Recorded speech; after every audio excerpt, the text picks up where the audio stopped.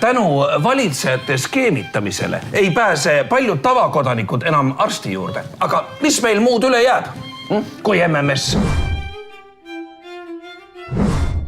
Küsin ma. Ma vaatasin, et mul on kodus neid nõukoaegseid kraadiklaase. Elav kõve taga. Keegi soovib süfilise raviks. Paracelsus 1520. aastal soovitas. Läti variant pole ka paha. Täpselt. Kui ei ole surmatabi, siis saab ikka viinastabi.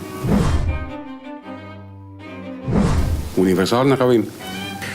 Rääkige mis tahes, aga tänu MMS-ile on paljud tuntud inimesed pääsenud surmasuust, siis kui arstid enam mingit lootust ei andnud.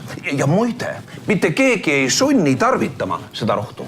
Millised tuntud inimesed on pääsenud tänu MMS-ile? Kas mõni ka Eestist? Palun hakka nimesid lugema. Ma ühte tuntud MMS-i tarvitajat tean, kelle hädad MMS-iga kadusid. Nancy, tal nimelt kadus maja ära.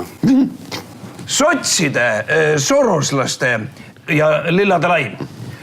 Sotsid tarvitagu morssi. Meie paneme MMS-i mõnuga. Ükskord MMS võidab nii kui nii. Aitab juba sest MMS-i reklaamist. On aeg kasutusele võtta uus vahend, näiteks torusiil.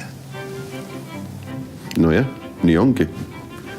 Kunagi oli juttu, et kui vett liiga palju keeta, muutub kui eluohtlikuks.